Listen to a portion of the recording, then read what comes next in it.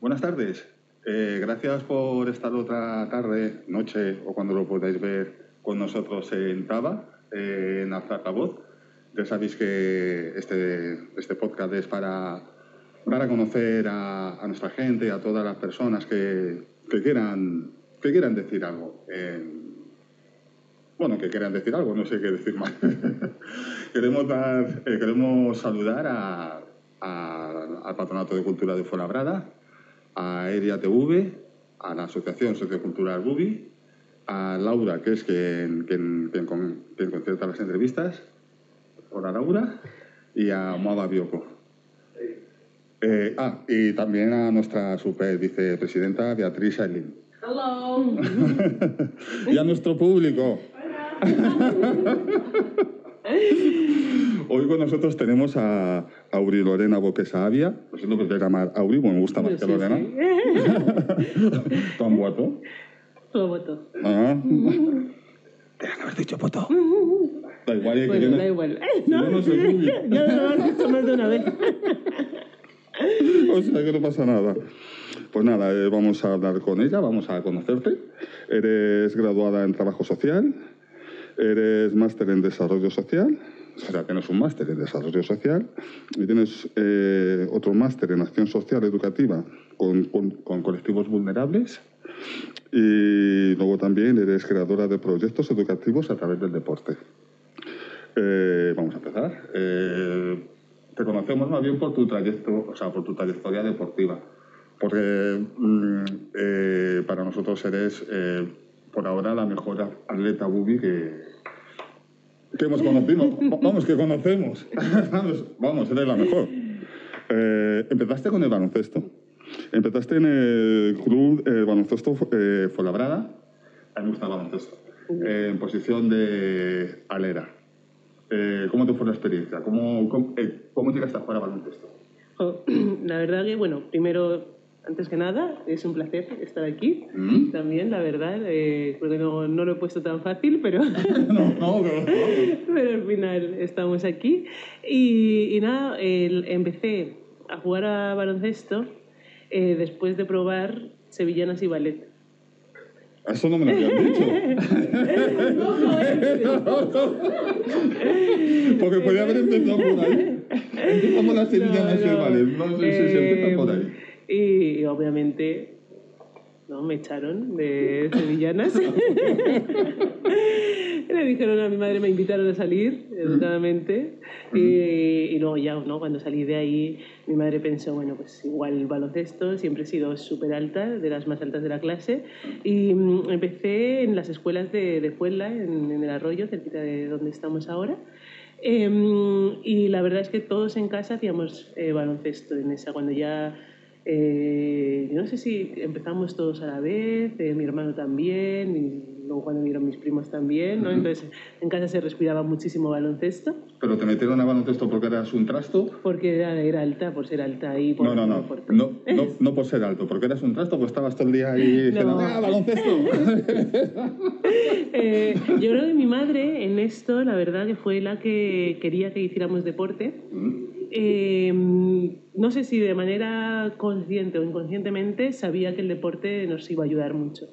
Y yo siempre lo digo, ¿no? De hecho, eso soy trabajadora social y creo mucho en el poder del deporte, también como agente socializador, como agente ¿no? para todo el tema de la inclusión, ¿no?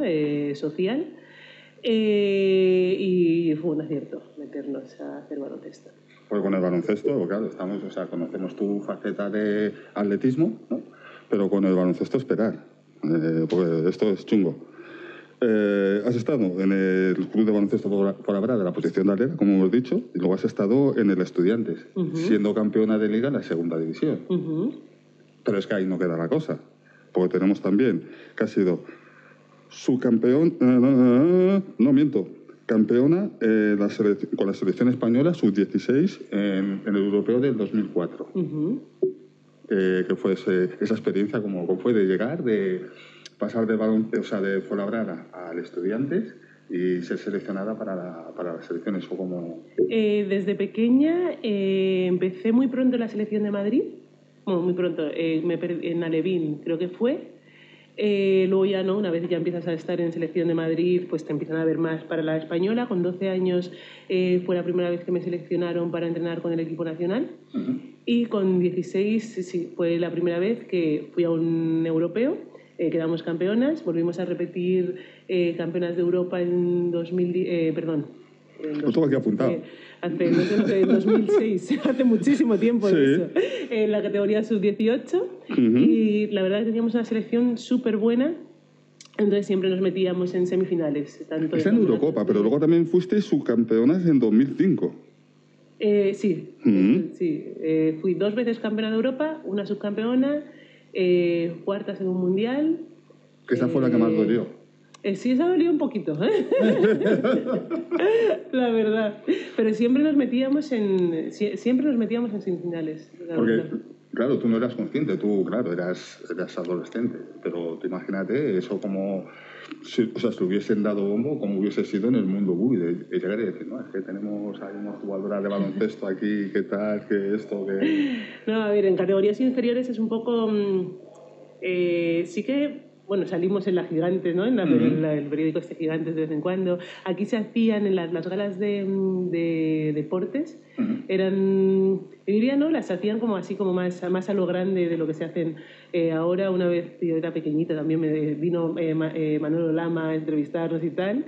Pero sí que es verdad que yo soy partidaria cuando en categorías inferiores está bien, pero tampoco hay que dar mucho bombo a los... ¿Por qué no? No lo sé, tampoco es necesario. No, hombre, es el comienzo y es cuando más ilusión da. Sí, pero yo creo que no sé, creo que a veces también se pueden... Es que no lo sé, para también normalizar un poco. Luego ya cuando eres más mayor sí que hace ilusión, ¿no? Salir en medios y demás. Pero creo que cuando eres pequeño también para mantener los pies en el suelo... No, pero es como... Yo como que he ganado una vez, o sea, solo cuando éramos pequeños ahí en las del barrio, ¿sabes? Ninguna más. Pero era como una ilusión, como decir... Mira, he hecho algo guay, me lleva una medalla. Estaba así todo... Guay. Pues imagínate si me hubiese llevado una selección. Vamos, no entro por la puerta. Guay. No, pero está bien. Y luego de ahí pasaste bueno, en el baloncesto. ¿Tenías buena muñeca o eras más física? Yo hacía lo que podía. Pero bueno, para que te seleccionen tienes que tener ahí algo, ¿no? Era muy física. Era la verdad que mi fortaleza siempre... A mí me querían en los equipos porque aguantaba mucho, entrenaba mucho, trabajaba mucho, defendía mucho, reboteaba, ¿no? Metía mucha intensidad y luego también podía aprovechar, ¿no? La parte de mi físico. A nivel técnico en baloncesto nunca he sido una de las buenas, pero sí que a los seleccionadores les gustaba mucho mi perfil de jugadora. Porque lo complementabas. Podemos decir, no sé si controlas así, que podría ser una Sancho Little. De hecho, yo no llegué a dar el paso a la absoluta. Por no, pero muchos por temas, ¿cómo pero sí que es verdad que era ya me habían dicho que a mí les gustaba, me querían porque no había ese tipo de características, ¿no? En el equipo nacional, como luego, ¿no? Que, bueno, cuando ya estuvo Sancho, pues era algo, bueno, ella era mucho mejor que yo, muchísimo mejor. Ya no por mejor, sino por diferencia de edad, pero quiero decir, o sea, equiparando el rol de juego, podías asemejarte. Un poquito. ¿Y no has pensado en volver ahora que está de moda los torneos de tres? No. Que el 3x3... No, que está muy bien el 3 contra 3. Sí, que no. Bueno, a ver, también que ahora bien son medallistas olímpicas el equipo español, pero soy muy mayor.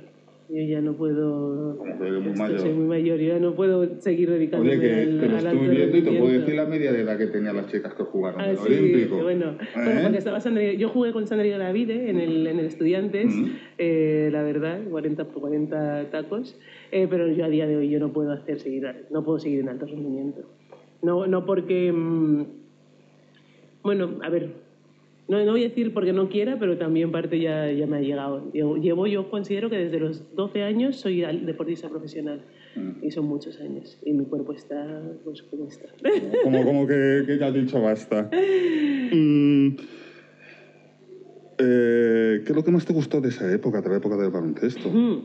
La verdad que fue una época súper bonita, la verdad. Siempre digo que he tenido la suerte, esta la etapa, ¿no?, de baloncesto Fuenlabrada, que también tenía muy buenas amistades, pero sí que lo bueno del equipo, éramos 3 que éramos de selección de Madrid, entonces en los campeonatos de España teníamos muy buen equipo y además viniendo 3 del mismo, ¿no?, de Fuenla, que es algo que no era tan común. Pues sí, éramos 3 de Fuenla. A nivel competitivo fue una etapa muy bonita. Luego, en la etapa del Estu, yo empecé a hacer muchas amistades, me subían con el primer equipo y yo considero que era profesional, pero jugaba con mis mejores amigas. Y creo que pocas cosas más bonitas puede haber que eso, ¿no? ¿Y con el Estudiantes, con qué famosa, o sea, cuando entrenabas con las absolutas, con qué, a ver, alguna, o sea, pues yo también estoy muy metida en el baloncesto femenino, dime el nombre de alguna que en el Estu, a ver, así conocida a día de hoy es Santi Gravide. Luego jugué con Silvia Domínguez también, que con Silvia Domínguez, con Silvia coincide también en el equipo nacional. Y así que, Laura Herrera, que además es de mis mejores amigas, que estuvo en el equipo nacional en 2-3 ocasiones, y en el Estu poco más, creo, así que podáis conocer, la verdad. Y luego lo que me gustaba mucho, es un deporte que no tiene nada que ver con el atletismo, absolutamente nada. Entonces es un deporte que entrenábamos muchísimo, la verdad. Había días que teníamos 3 sesiones de entrenamiento al día. Entonces era pues complicado y también complicado conciliar, ¿no?, con estudios. Pero hay una parte que vivíamos muy bien. Yo vivía con mi mejor amiga en el centro de Madrid, en el barrio de Salamanca, nos pagaban la universidad, que empecé a hacer empresariales, no sé por qué, pero bueno, pero me apunté a eso. Y luego esto no se puede decir mucho, pero salíamos bastante de fiesta también. Porque no se puede decir. Bueno. Ya está todo hecho. Claro, ya se puede decir. Entonces tengo que decir que no fue una mala vida. No, yo es que lo que yo no, no me entra en la cabeza de la gente cuando habla de deportistas, no sé, son chavales como todo el mundo, ¿no? Y yo evidentemente con 21 o con 22 años, no había, es que no había nadie que me pudiese parar de irme de marcha, evidentemente. Toda esta gente que dice que los deportistas no se tienen que ir de marcha, yo creo que deberían salir más para relajarse. No, es verdad, porque hay mucha presión, deberían salir más para relajarse. Sí se sale, y luego hay deportes que te lo permiten más que otros. El atletismo no te lo permite de la misma manera que te lo permite ni el fútbol, ni el baloncesto, ni yo qué sé. Pero los deportes individuales en los que tu cuerpo es la herramienta... Ahí es que es muy duro. A eso iba a ir ahora. El cambio del baloncesto al atletismo, ¿cómo fue? Yo lo digo y lo diré siempre, que eso fue un engaño. Fue un engaño porque yo estaba tranquilamente con mi salario mensual, mi nómina, jugando con mis amigas y tal, ¿no? Intentando de vez en cuando descendíamos a segunda, pero tampoco pasaba nada, luego volvíamos a subir. No, mentira. ¿Era feliz? No, el cambio fue duro, fue bastante duro, porque... Y lo digo, ¿no? En baloncesto había días que entrenaba 3 veces al día, 2-3 días a la semana, y no teníamos nada de tiempo.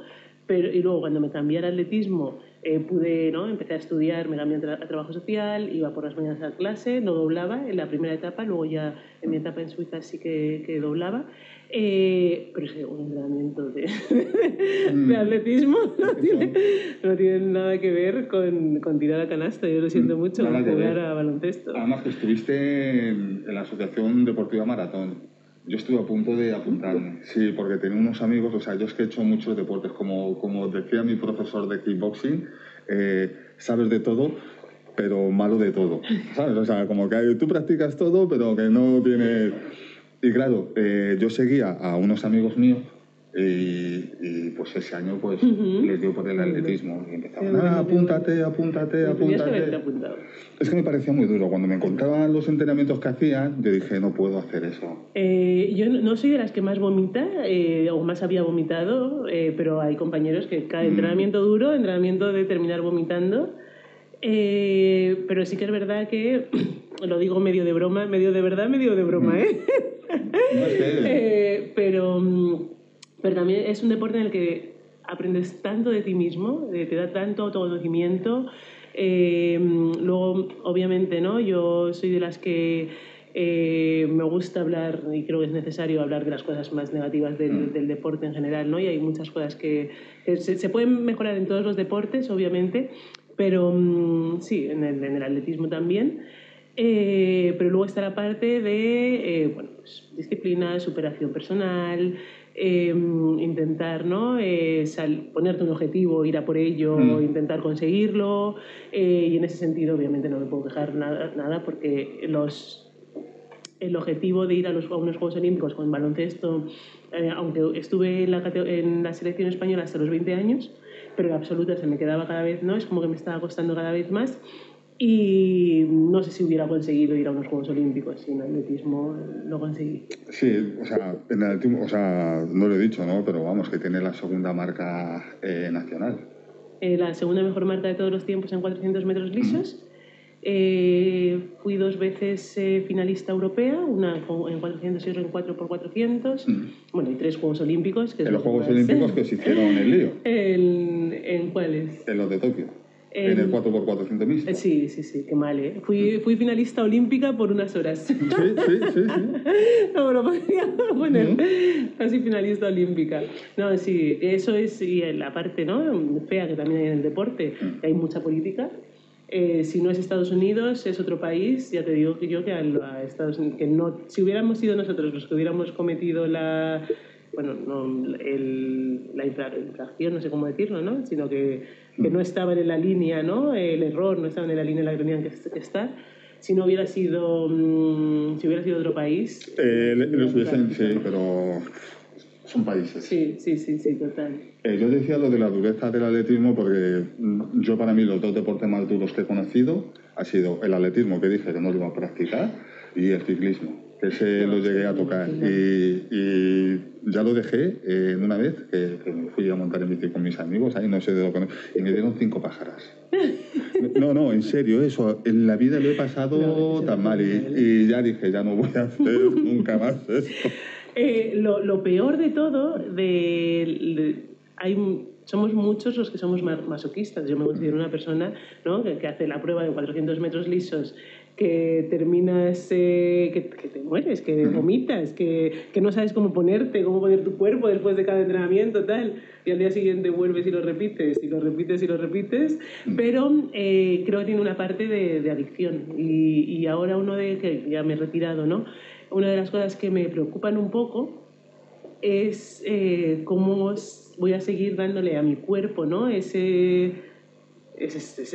tipo de estímulos que luego me den endorfinas y que luego me haga estar bien, ¿no? Al final hay también la parte esta de... Eso te iba a preguntar después. ¿No? Que después de un sufrimiento de esa magnitud te vienen las endorfinas, te viene una felicidad brutal y te conviertes en adicto. Por ejemplo, yo, para mí, o sea, que ahora está muy de moda, pero, o sea, no es que está de moda, sino que es necesario y antes no estaba. Lo que es la psicología en el deporte. O sea, yo lo tengo achacado, lo que es la psicología en el deporte, más bien por el tema de las lesiones. ¿Qué has sufrido tú de lesiones? Bueno, en baloncesto tenía bastantes problemas con las rodillas, la verdad. Ahora yo creo que se están haciendo las cosas mejor porque bueno, la fisioterapia, ¿no? Cada vez hay más conocimientos, hay también más preparadores físicos y demás, pero ciertas cosas que pasan con los niños que están en formación, ¿no? Que es como les enseñas a saltar, pero no les enseñas a saltar bien, no les enseñas a prevenir lesiones, ¿no? Yo tenía, con 18 años me dijeron, tendinitis crónica degenerativa. Digo, tengo 18 años. A mí que alguien me explique, ¿no? Si con 18 años estás así, ¿cómo vas a estar cuando seas mucho más mayor? Pero bueno, fue algo que a día de hoy, pues, sé que voy a tener que convivir con mis dolores de rodilla para siempre, pero no me incapacitó tanto en el deporte. Y luego no he tenido ninguna lesión grave. Sí que he tenido roturas, pues, de gemelos, isquios, lo típico del cansancio, del exceso. Y bueno, de exceso, luego también de llevar tu cuerpo al límite, no estar tan preparado para ese tipo de esfuerzo. Y lo malo yo lo digo, de las lesiones, son momentos también, ¿no? Se puede utilizar mucho el no hay mal que por bien no venga, porque hay veces que cuando te lesionas te pones en serio a hacer todo ese trabajo, ¿no? de fortalecimiento. Luego también te puedes dedicar, ¿no? Como a otras cosas. Si estás lesionado, estudias y tal, es como que de repente es como un reset, ¿sabes? Sí. Que hace tu cuerpo y que puedes hacer tú también.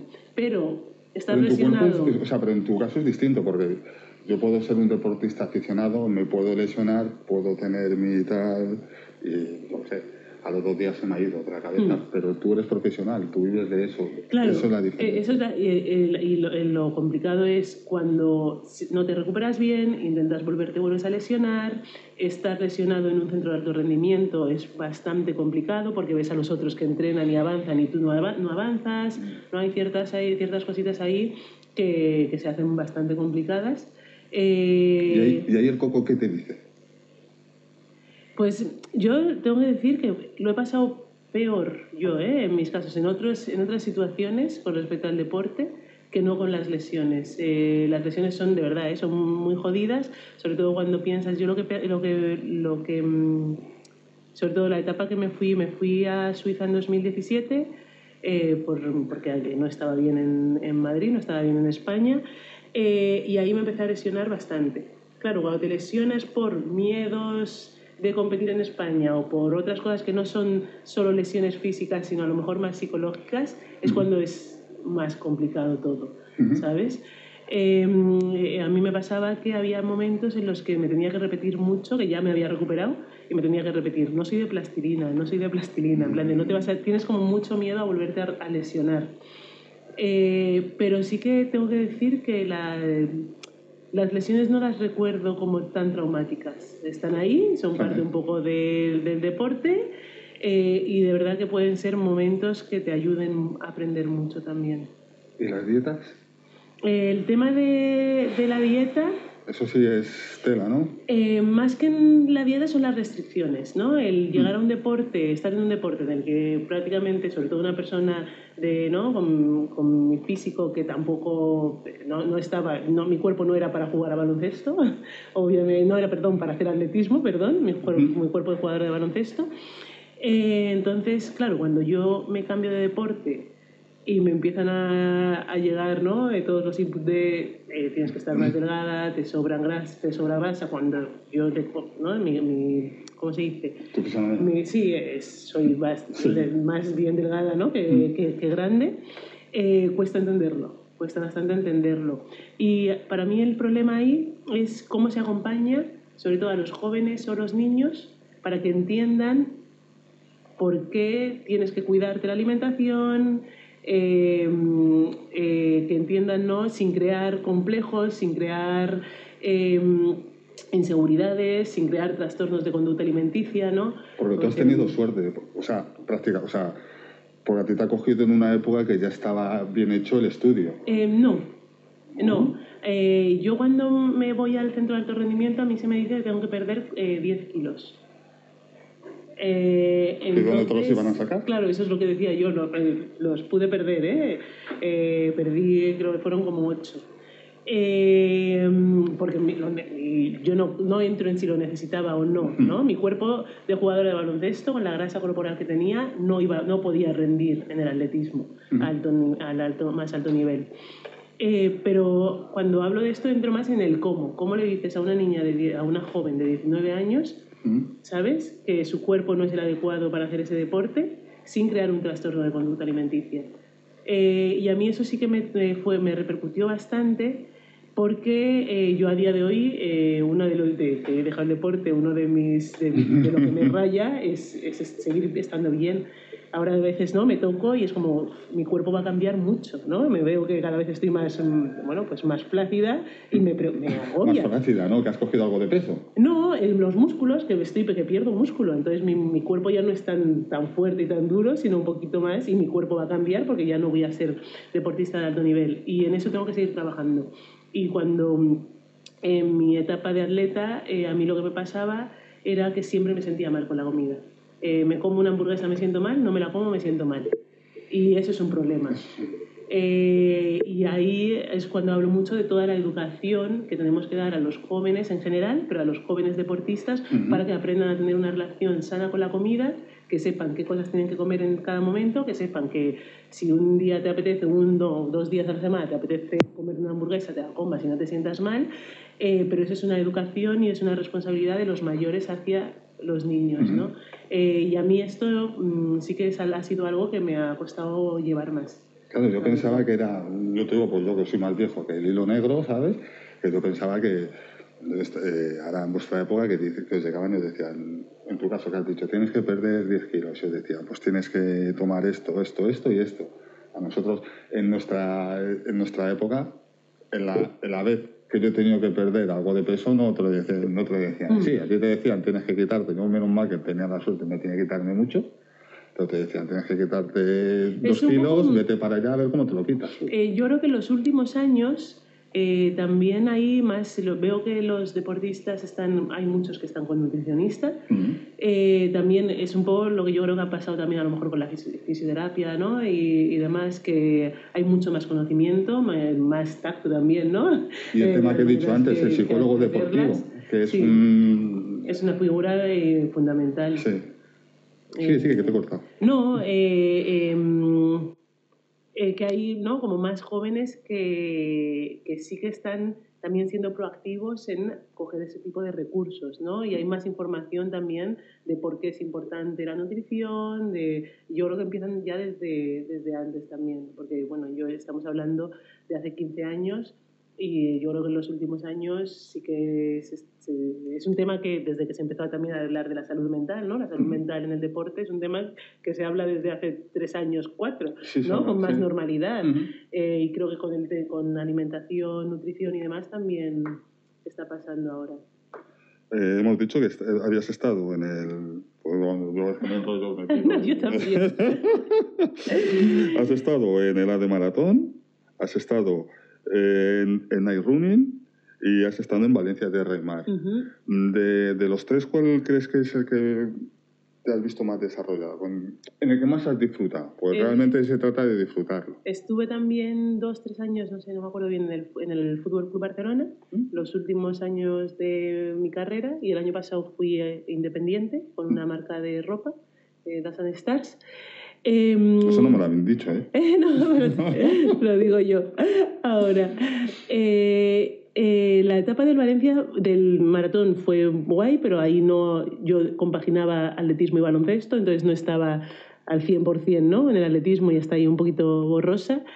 La etapa del Valencia fue muy bonita, además, porque como ganaba casi siempre, me daba bien, era todo nuevo, no me enteraba mucho de la misa a la mitad, ¿no? Todavía no sabía cuál era el sufrimiento de los que pasan, ¿no?, los deportistas cuando no mejoras, ¿no? Era como una etapa como más dulce, ¿no?, por así decirlo. Luego en la etapa de Nike hubo la primera parte también muy bonita, muy buena. Claro, cuando no empiezas a correr o no mejoras, es cuando empiezan todos los problemas, ¿no? Yo, de hecho, terminé bastante desencantada con Nike, porque, bueno, conmigo se terminó el contrato de una manera muy fea, Y son cosas que también se hacen duras. Y luego el Barça volvió a confiar en mí cuando yo pensaba que ningún otro equipo iba a confiar en mí. Y de hecho no es casualidad, fue cuando también pasaron muchas cosas, al final esto es todo multifactorial, pero volví a hacer marca personal después de 7 años con el Barça. Y fue una etapa también, la primera. Marca, es que está mirando estas muy, marcas. muy guay. ¿Esa fue la de 52? Con el Barça, bueno, el año en 2021 hice marca personal 5108. ¿Esa fue la de Tokio? Ese fue el año de Tokio, sí.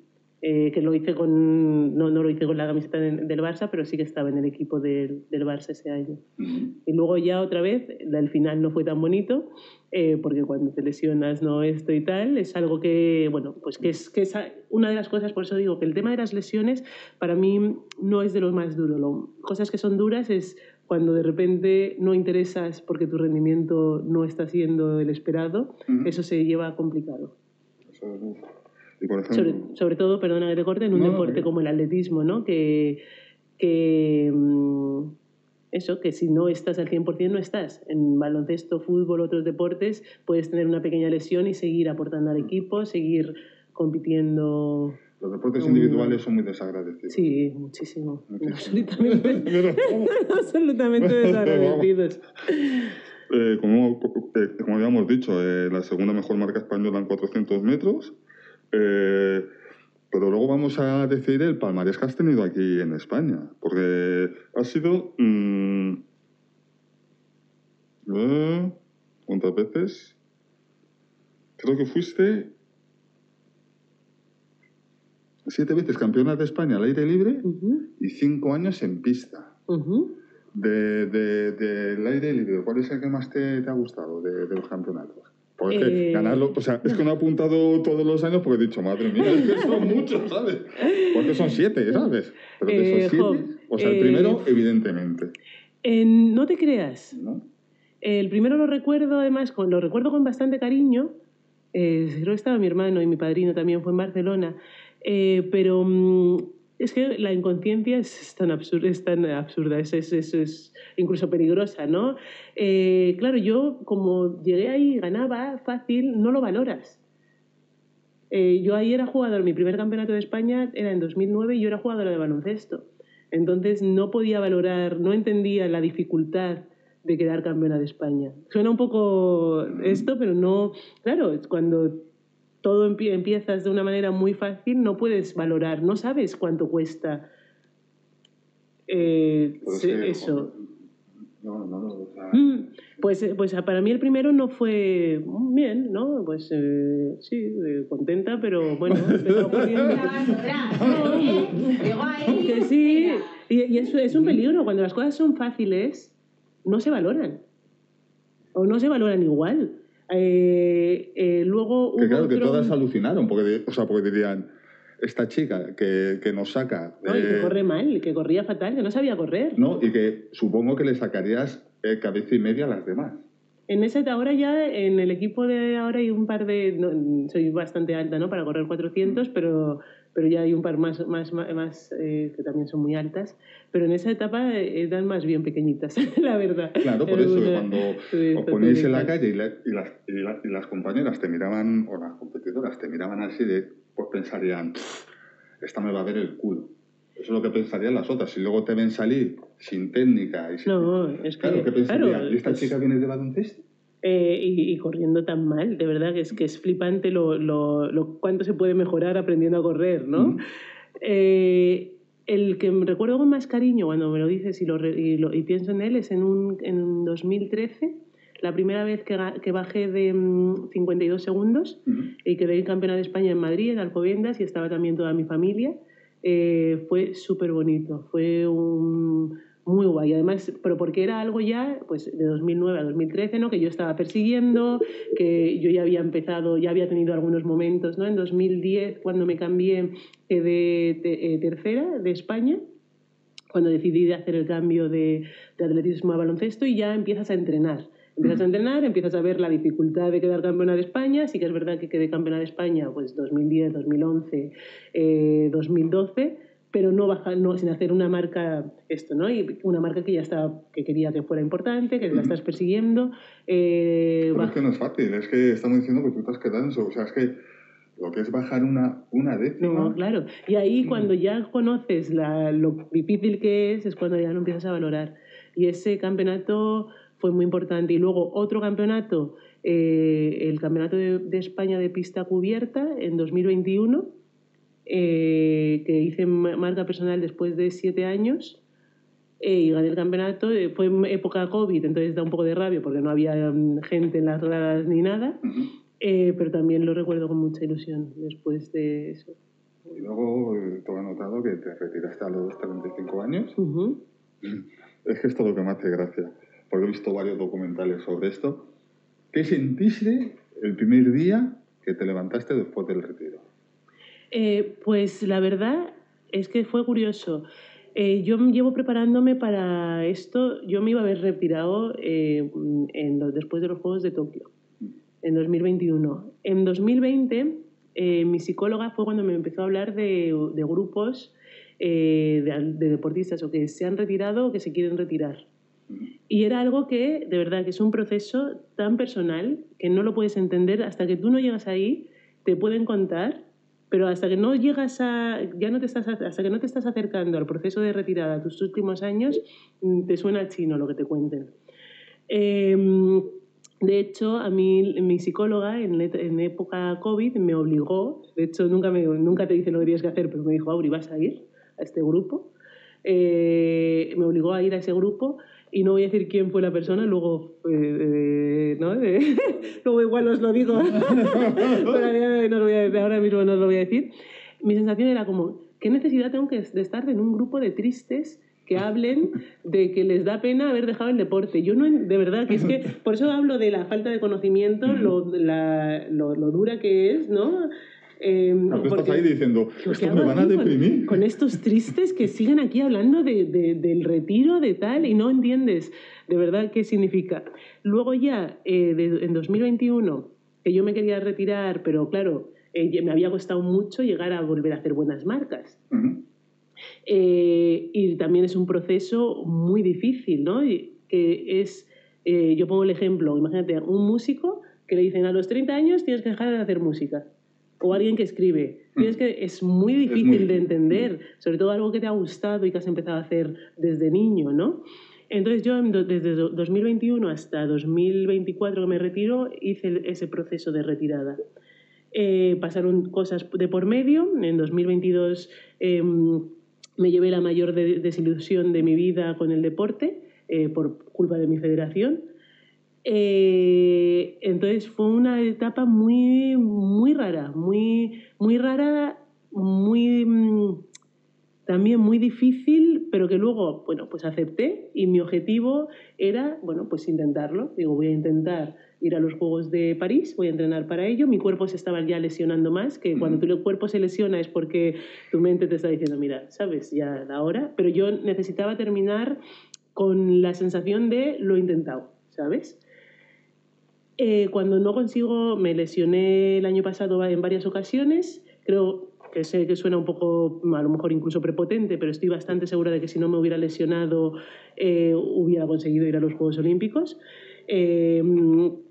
Porque casi siempre, cuando empezaba a volver a entrenar y bien, ¿no? Pues entrenaba en muy buenas marcas. Pero como fue un proceso también muy difícil, cuando me lesioné, fue un poco feo, porque me lesioné poco antes de hacer varias competiciones aquí en Madrid. Había el meeting de Madrid, compré las entradas para toda mi familia, para amigos, me había lesionado, entonces no me pudieron ver competir. Para mí era importante, ¿no? Como correr en mi casa con mi gente, ¿sabes? En un evento encima grande, ¿no? Cuando yo sabía que iba a estar en forma. Y buscar marca. Buscar, ¿no? Una buena marca y demás, pero bueno, pues te lesionas, es lo que hay y ya está. Y fui al Campeonato de España prácticamente sin competir, con un vendaje de la leche. Y luego conseguí hacer un par de carreras más. Y la última carrera fue en Leganés, con toda mi familia y mis amigos. Y la semana después de retirarme sentía una paz que no había sentido en mucho tiempo. Era como tenía que ser así. Luego, obviamente, cuando ves los Juegos Olímpicos y tú estás en casa, en el sofá, ¿no? Dices, bueno, a ver. No, pero el rollo de llegar y decir, el lunes, por ejemplo, tengo que madrugar, tengo que correr no sé cuánto, tengo que hacer no sé cuánto, llegar a casa, echarme tal cual, luego al día siguiente volver. O sea, el primer día que te retiras, abres los ojos, estás en la cama, miras hacia arriba y ¿qué piensas? Estaba en paz. Pero no por... A mí me gusta mucho, ¿eh? A mí una de las cosas que más me ha gustado y que más voy a echar de menos, a mí la rutina de... Yo me iba mucho a Sudáfrica de concentración. Para mí yo decía, es como estar de vacaciones, pero reventado.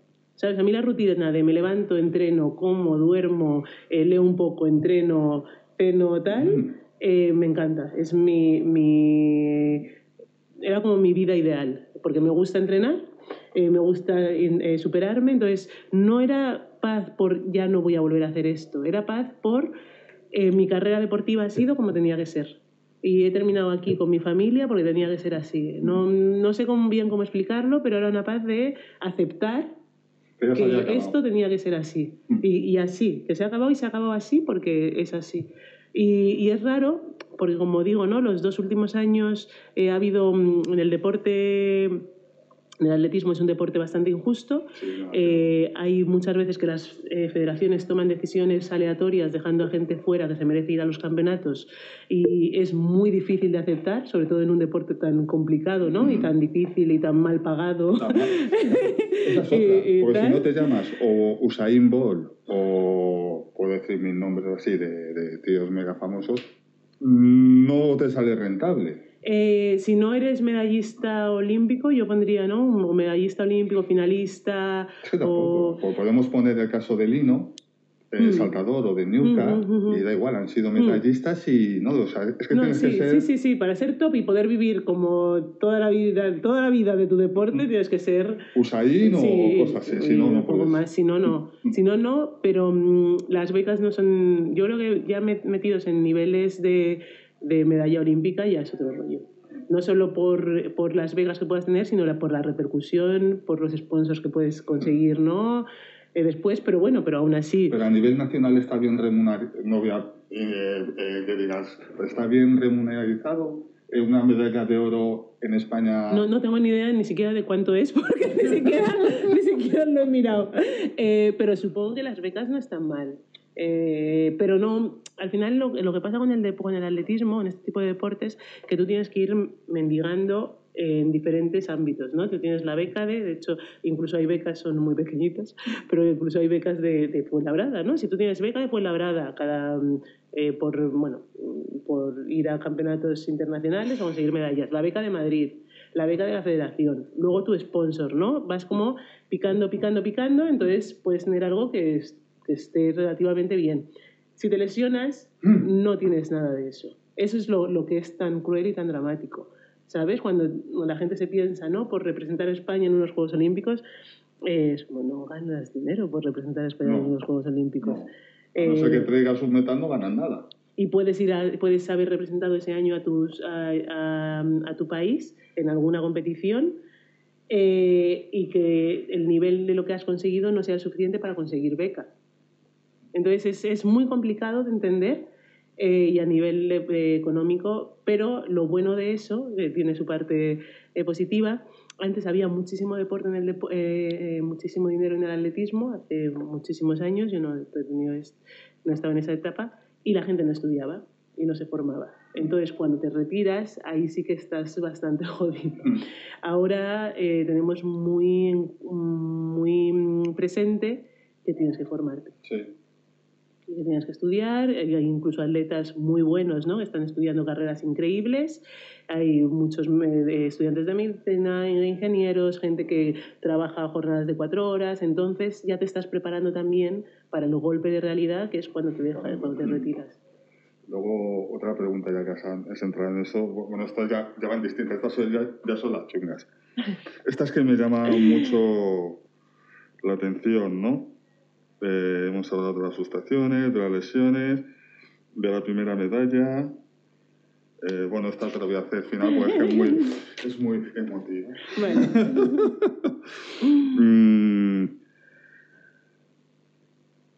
El racismo en el deporte. Sobre todo, yo yo lo he visto en los programas de deportes nacionales, que es que los pasan, o sea, los suelen pasar como que no ha pasado nada, ¿no? Pero hubo un caso que a mí me llamó mucho la atención y sobre todo que venía de un deportista, no voy a decir el nombre porque no es cosa de decirlo, ¿no? Fue cuando le batió el récord Mohamed Katir. Que fue nada más batir el récord, estaba el presentador, o sea, el periodista estaba ahí alabando que había batido el récord y tal, y el deportista que estaba ahí de comentarista lo primero que dijo es, a ver si está limpio. A ver si está limpio. Y luego la segunda frase que dijo es que me hubiese gustado que el récord lo batiese alguien con un apellido español. Eso es fuerte. Eso fue muy... Y ahí se quedó, y como diciendo, no pasa nada. Tú, o sea, puedo hablar también qué ha pasado con las Olimpiadas este año.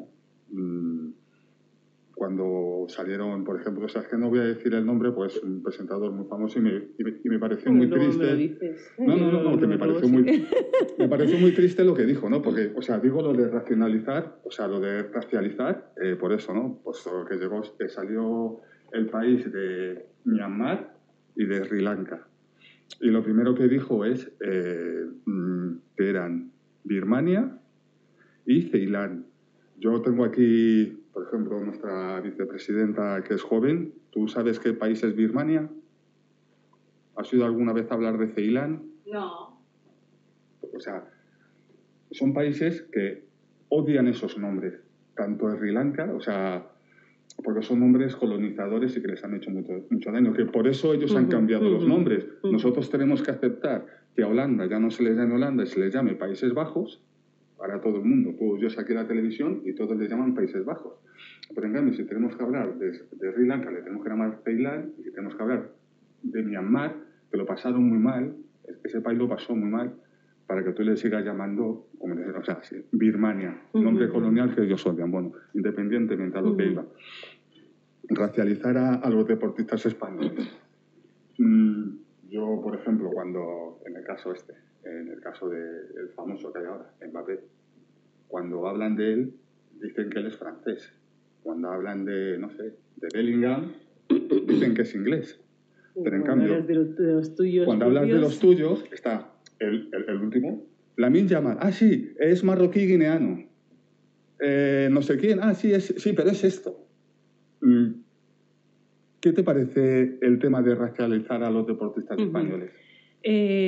Pues la verdad es que es un tema, estoy súper contenta de que ahora se hable más de este tema.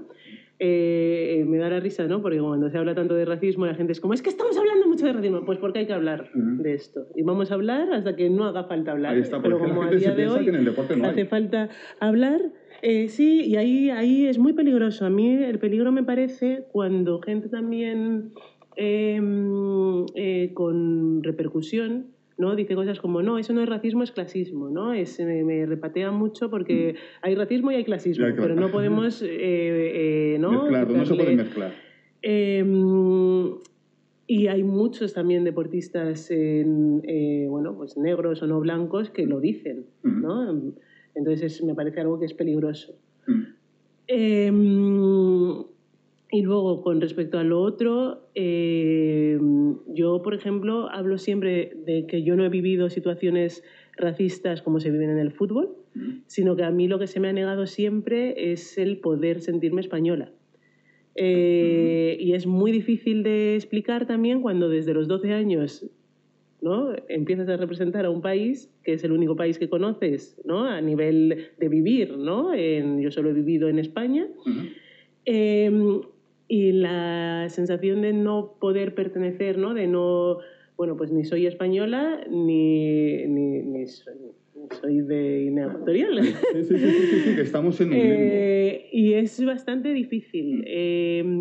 A mí también me han llegado a decir pues cosas como si yo tengo la segunda mejor marca española de todos los tiempos, no sé hasta cuánto durará.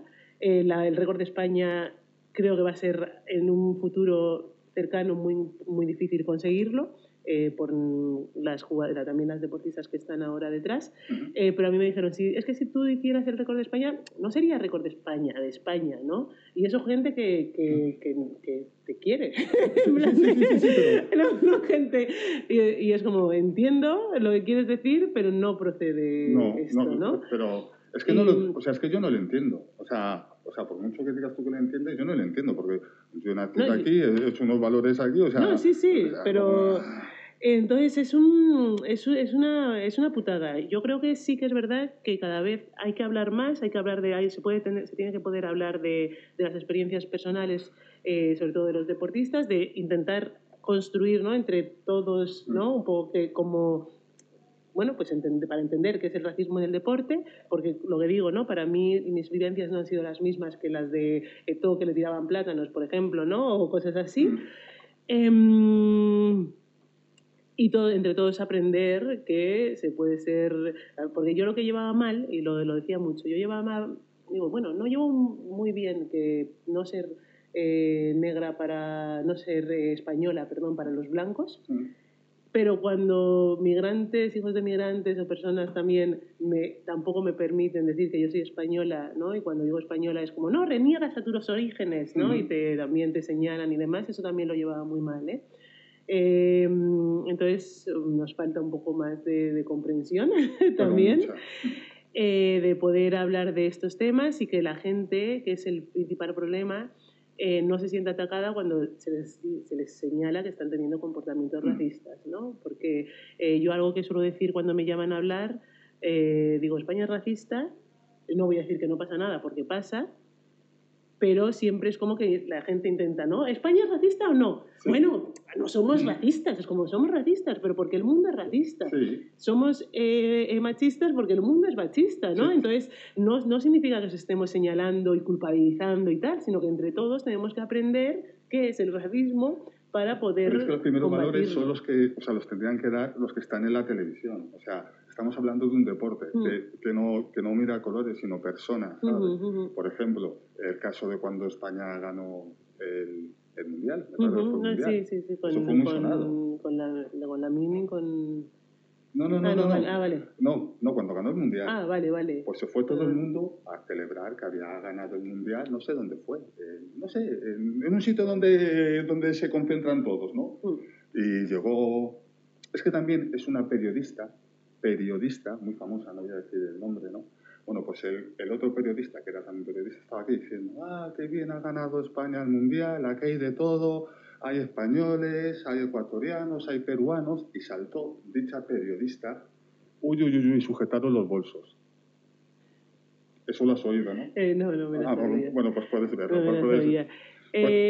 Claro, es que estás diciendo, o sea, si venimos nosotros a celebrar que ha ganado España un mundial, ¿por qué vienes tú a destrozarlo? Diciendo, cuida, sujetar los bolsos. Yo creo que ahora esas cosas pasan menos, siguen pasando obviamente, pero ya hay cosas que no... No pasa tanto desde el mundial, sí, pero por ejemplo eso es lo que estamos hablando. Llevamos hablando más del racismo en el deporte 2 años. Y haciendo, ¿no? Con las iniciativas que está haciendo la Liga, por ejemplo, está haciendo iniciativas y un trabajo brutal de concienciación. Tienen también no solo las campañas que hacen, sino ahora no se permite que una persona insulte de manera racista. No se permite en el sentido de que han puesto herramientas para leer labios, para que tú le denuncies, vale. Estamos hablando de los deportistas. Pero yo te estoy diciendo los que nos están retransmitiendo los deportes. Ese es el problema. Claro, los deportistas están haciendo su trabajo. Pero los aficionados, perdón. Sí, tanto aficionados como deportistas. Sí. Pero el que los retransmite, o sea, habría que enseñarles, habría que educarles. Suelen estar en este tipo de foros, de debates y tal. Suele haber una parte también donde se habla, ¿no?, de la importancia del periodismo, ¿cómo se dice? No sé cuál es la palabra, pero sí, de que se conozca la influencia, lo brutal, ¿no?, de los medios de comunicación. Hace poco, no sé dónde estaba con Asari, no sé dónde, en un programa, y, ¿no?, le ponían el ejemplo de oro, bronce, no, moro, bronce, plata, porque la persona que ganó fue marroquí. Y eso salió, eso fue un titular. Sí, sí. Eso fue un titular de algún, no sé qué periódico es. Me parece que fue del Marca. Si no fue en Marca, fue el Arco. Pero a día de hoy hay más, no hay tanta... no se permite tanto este tipo de cosas. Hay que seguir denunciándolas, hay que seguir hablando de esto, tenemos que seguir poniéndonos las pilas, tenemos que ver también la manera, porque a mí lo que me preocupa es, porque hay una parte, ¿no?, de personas que sí que pueden, con las que en principio, que no son racistas, que no son racistas, entiéndeme, que tienen comportamientos racistas, como yo suelo hablar de mis propios prejuicios, que los tengo, y de mis metidas de pata, que las hago también, como las hacemos absolutamente todos, ¿no? Pero que sí que tendríamos que tirar de ellos hacia este lado. Y a mí lo que me preocupa es la manera en la que lo vamos a hacer, ¿no? Porque normalmente cuando hablas, a lo mejor el periodista este que dices es simplemente porque no es consciente de que ciertas cosas... No, de verdad, no es por quitar culpa, y te lo prometo de verdad. Yo es que le he seguido también en las motos a ese periodista. Y en las motos también soltaba unas perlas por la boca que decía... De poder denunciarlo. Y es igual que el caso que ha pasado en este país con Lewis Hamilton, el piloto de coches. Que da igual en el canal deportivo que le pongas, si tienen que hablar de él, van a hablar mal. De hecho, hubo un que lo sacaron, no sé qué periódico inglés, pero que se retransmitió aquí en España. Fue cuando ocurría en el mismo equipo que Fernando Alonso. Y el presidente de la FIA española, es que me da igual, no voy a decir su nombre, pero era él, dijo que preferían que ganase el premio, o sea, que no lo ganó al final, que lo ganó Raikkonen, pero dijo que no le gustaba que la FIA que ganase un mundial un negro, y lo dijo así. Es muy fuerte. Es el presidente de la Federación Española de Automovilismo. Eso es demencial, es absolutamente demencial. Por eso te digo lo del racismo en el deporte. Bueno, hablando de la Fórmula 1, todos sabemos lo que era el Eccleston. O sea, vamos a ver. Mira, me faltan por hacer preguntas y me han hecho Pero es absolutamente demencial. Sí, es demencial. Bueno, es que, chica... No. Sí, espérate. Al final no te voy a hacer la pregunta para llorar, pero te voy a hacer esta. Creadora de proyectos educativos a través del deporte. ¿A quién va basado? ¿A qué tipo de edad? ¿Niños, jóvenes, adultos? Yo ahora soy trabajadora social en el ámbito del deporte, y creé un proyecto de educación en valores a través del deporte para niños y niñas que están en centros de acogimiento residencial, para ayudarles en su formación, ¿no? Apoyar el trabajo que ya están haciendo trabajadores sociales y educadores sociales, y utilizar los valores positivos del deporte como herramienta, ¿no? Educativa. Sobre todo para una vez salgan del centro estén lo más, ¿no?, formados posibles, y en la medida de lo posible, que obviamente es muy complicado, ¿no?, podamos asemejar un poco, ¿no?, paliar un poco, ¿no?, esa situación de no normalización que están viviendo los menores.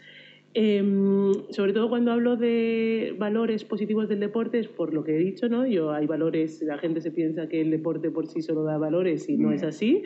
No eres buena persona por ser deportista, ¿no? Y no vas a ser súper disciplinado por ser deportista. Pero hay deportes que sí te lo inculcan, que yo se los digo siempre a la gente. Los deportes en solo no te lo inculcan, te lo inculcan las personas y las organizaciones, los clubes y la gente que esté las artes marciales. Sí, puede ser, pero si tienes un entrenador de artes marciales que abusa sexualmente de los niños, quiero decir que no es el deporte, no es depende, hay valores positivos y valores negativos que se pueden, si esa persona te enseña a hacer trampas, ¿no? Si te das con una persona que realmente coge es como que no hay...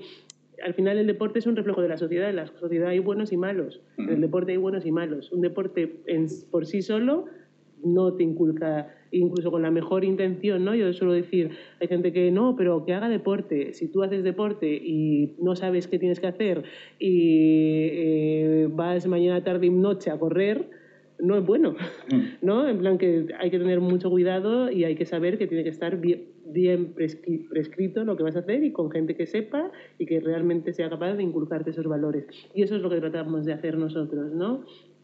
Que realmente el deporte pueda ser ese tipo de herramienta.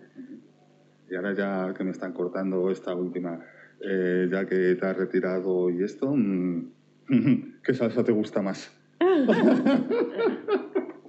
¿Te pones hasta el culo lo o demás no? me gusta, sí, por supuesto. Sí, por supuesto.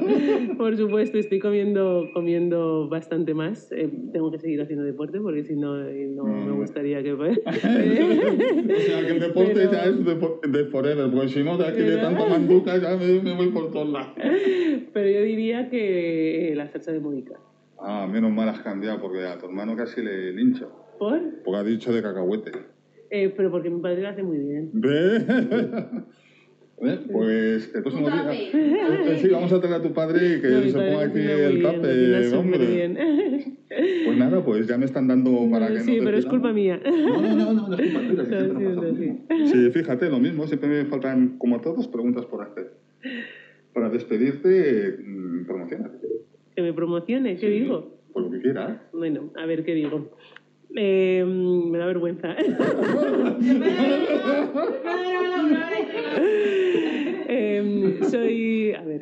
Soy Auri Boquesa, atleta olímpica, trabajadora social y bubi de Basacato de la Sagrada Familia. Que lo ha dicho, que es mi chuleta. ¿Dónde está? Creadora de proyectos educativos a través del deporte. Si queréis poneros en contacto con ella. Sí, Muchas gracias. Pues nada, gracias a ti, mujer, por haber estado aquí un rato con nosotros. Así Ha sido muy agradable. Y nada, me voy a despedir, que ahora se van a empezar a reír, ¿sabes? Damos las gracias al Patronato de Cultura Fuenlabrada, a Aérea TV, a la Asociación Sociocultural BUBI, a Laura, que concerta las entrevistas. Adiós, Laura. A Moda Bioco, que es el dios. Cámara, sonido, imagen, todo. Y nuestra Santa Inquisición, nuestra vicepresidenta, Beatriz Ailín. Y nuestro público, que no ha dicho nada. Di algo más que no sea hola.